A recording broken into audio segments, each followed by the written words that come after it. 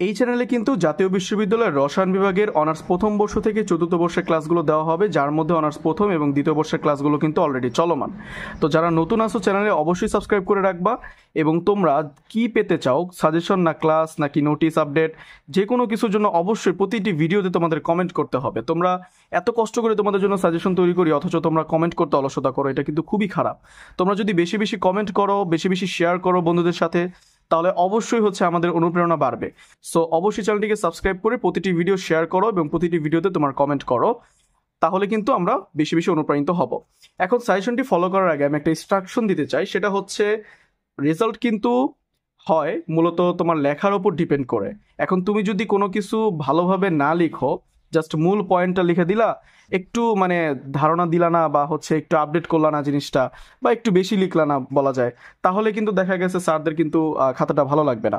So এই জন্য আমি বলতে চাচ্ছি যে যারা এ প্লাস প্রত্যাশী, তারা অবশ্যই মূল বই খুব ভালোভাবে বেসিক সহ শিখবা, তারপর এই ফুল সেশনটা কমপ্লিট করবা। যারা অ্যাভারেজ রেজাল্ট চাচ্ছ, তারা এই সাজেশনটি ফুল কমপ্লিট করে ফেলো, এবং যারা শুধুমাত্র পাস মার্ক চাচ্ছ, তারা এই ট্রিপল স্টার কোশ্চেনগুলো করবে। যেহেতু এখন সময় আছে, আরও এক্সামের 2 মাসের মতো সময় আছে, তো এখন অবশ্যই ফুল সেশনটা কমপ্লিট করে ফেলো এবং পরীক্ষার আগে এই ট্রিপল স্টার দেওয়া কোশ্চেনগুলো দেখে যাবা, যদি রিস্ক নিতে না চাও। ওকে, আচ্ছা, এবার কথা এবার ফিজিক্যাল কেমিস্ট্রি কোশ্চেনটা একটু ইজি আসতে পারে, কারণ গত বছর একটু কঠিন ছিল। এখন কঠিন কাকে বলতেছি? কঠিন বিগত সাল থেকে খুব বেশি একটা কমন আসে না, সেটাকে আমরা মূলত কঠিন বলে থাকি। এবং ইজি বলতে বিভিন্ন সাজেশন বা বিগত সাল থেকে কোশ্চেনগুলো কমন আসে, সেটাকে আমরা বলে থাকি ইজি কোশ্চেন। তো এবার দেখছি যে যেহেতু জাতীয় বিশ্ববিদ্যালয় পরীক্ষা কমিটি বা প্রশ্ন যারা করে, প্রশ্নকর্তা কমিটি যারা, তারা যেহেতু চেঞ্জ হয়েছে, তাহলে এবার কোশ্চেনের প্যাটার্ন কিন্তু একটু চেঞ্জ হয়েছে। সেহেতু আমরা দেখতে পেয়েছি যে এবার কিছু কিছু পরীক্ষায় বা কিছু কিছু বর্ষের পরীক্ষায় কিন্তু অনেক প্রশ্নই বিগত সাল থেকে একেবারেই আসে নাই। সো একেবারে আসে নাই বলতে প্রশ্নগুলো কিন্তু একটু ঘুরিয়ে ঘুরে এসেছে।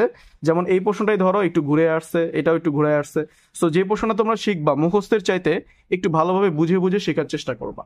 তো এবার আমি সাজেশনটি একটু আলোচনা করছি, সেটা তোমাদের যে ফিজিক্যাল কেমিস্ট্রি আছে, এর বিভিন্ন বই, শামস পাবলিকেশন, কবির পাবলিকেশনসের বইগুলো আমি ঘেটে যে কয়টা অধ্যায় আমি কমন পেয়েছি, বা যে কয়টা অধ্যায় সর্বোচ্চ অধ্যায় পেয়েছি, সেগুলো আমি এখানে উল্লেখ করেছি। তো অধ্যায় 1 এবং 2, অধ্যায় 1 যেহেতু খুবই ছোট, তাই অধ্যায় 1 এবং 2 আমি মিক্স করে সাজেশন দিয়েছি, এবং এই দুটি অধ্যায় থেকে মূলত 3 থেকে 4টি কমন থাকবে, তোমরা শিওর থাকো। তো অধ্যায় 1 এর নাম পদার্থের অবস্থা, এবং অধ্যায় 2 এর নাম গ্যাসীয় অবস্থা। পদার্থের অবস্থা সেটা প্রথম প্রশ্ন H2O এর ক্ষেত্রে বিভিন্ন স্বাতন্ত্র্য মাত্রা হিসাব করো। এটা গ্যাসের গতিতত্ত্বের প্রধান স্বীকার্য সমূহ লিখো, ভ্যান ডার ওয়ালস ধ্রুবক এ ও বি এর তাৎপর্য লিখো, ট্রিপল স্টার দেওয়া কোশ্চেন। তারপর অতি নিম্ন চাপে ও উচ্চ তাপমাত্রায় বাস্তব গ্যাস আদর্শ গ্যাসের ন্যায় আচরণ করে। এটা ট্রিপল স্টার দেওয়া কোশ্চেন। আদর্শ আচরণ হতে বাস্তব গ্যাস বিচ্যুতির কারণসমূহ কি কি? বাস্তব গ্যাসের ভ্যান ডার ওয়ালস সমীকরণ প্রতিষ্ঠা, ট্রিপল স্টার দেওয়া কোশ্চেন। অ্যান্ড্রুজের পরীক্ষা বর্ণনা করো, পিভি সমান আরটি প্রতিপাদন। এটা অধ্যায় 1 এবং 2 এর সাজেশন। এবং অধ্যায় 3 থেকে তোমরা কি কি কোশ্চেন পড়বা? অধ্যায় 3 কিন্তু খুবই গুরুত্বপূর্ণ, তরল ও দ্রবণ সমূহ। এখান থেকে তুমি শিওর থাকো 3টি থাকবেই। ওকে, তো মোলালিটি, নর্মালিটির সংজ্ঞা পড়বা। তারপর কোনটি তাপমাত্রার উপর নির্ভরশীল, কোনটি ন, এইগুলো একটু আলোচনা করে রাখবা। স্ফুটনাঙ্ক উন্নয়নে রাউল্টের সূত্র, বিবৃত ব্যাখ্যা, ট্রিপল স্টার দেওয়া কোশ্চেন, মিস করা যাবে না। তরলের বাষ্পচাপের উপর তাপমাত্রার প্রভাব বর্ণনা, কলিগেটিভ ধর্মের উপর ইলেকট্রোলাইটের প্রভাব প্লাস কোনটি মৌলিক এবং কেন, এটাও ট্রিপল স্টার দেওয়া কোশ্চেন। কোনো প্রবাহীর সান্দ্রতা গুণাঙ্ক নির্ণয় প্রণালী আলোচনা করো, পৃষ্ঠটান প্লাস তাপমাত্রার প্রভাব পড়বা। হিম মিশ্র তৈরি করতে তড়িৎ বিশ্লেষ্য ব্যবহৃত হয় কেন, এই হিম মিশ্র নিয়ে একটা কোশ্চেন থাকবে, শিওর থাকো। প্রমাণ করো দ্রবণের বাষ্পচাপ দ্রাবকের মূল ভগ্নাংশের সমানুপাতিক, ট্রিপল স্টার দেওয়া কোশ্চেন। আদর্শ ও অনাদর্শ দ্রবণের পার্থক্য, ট্রিপল স্টার দেওয়া কোশ্চেন।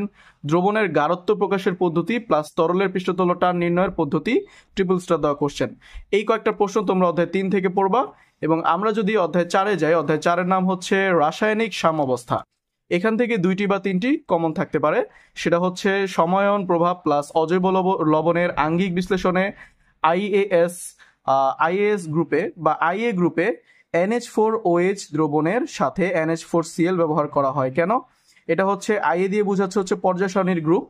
এবং অসওয়াল্ডের লঘুকরণ সূত্রটি বিবৃত ও ব্যাখ্যা করো, ট্রিপল স্টার দেওয়া কোশ্চেন, এটাও ট্রিপল স্টার দেওয়া কোশ্চেন।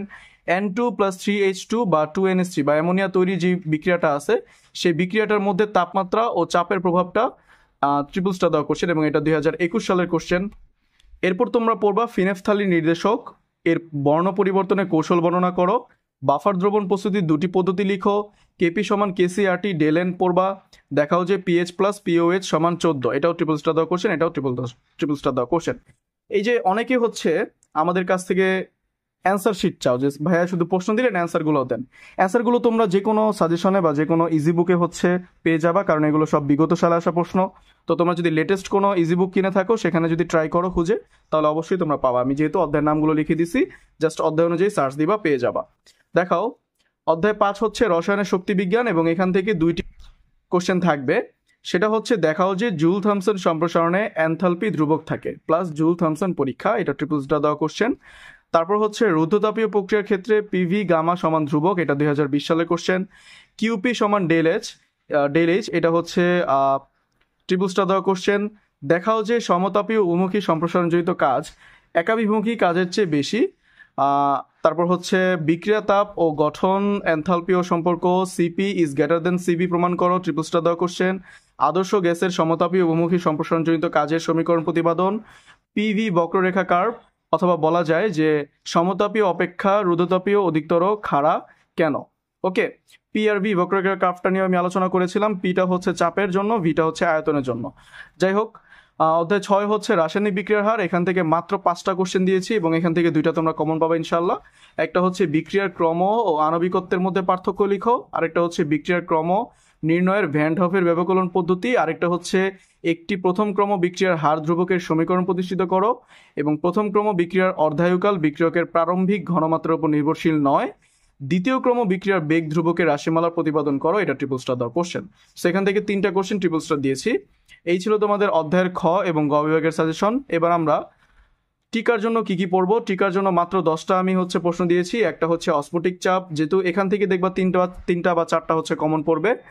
একটা হচ্ছে অস্ফটিক চাপ, আরেকটা হচ্ছে জুল থমসন প্রভাব, আরেকটা হচ্ছে ছদ্ম এক ক্রমবিক্রিয়া, অ্যান্ড্রোজের পরীক্ষা, শক্তি সমবিভাজন নীতি, বর্ণহেবার চক্র, অভ্যন্তরীণ শক্তি, উৎক্রম তাপমাত্রা, সক্রিয়ণ শক্তি, লাসাতেলীয় ব্রণনীতি।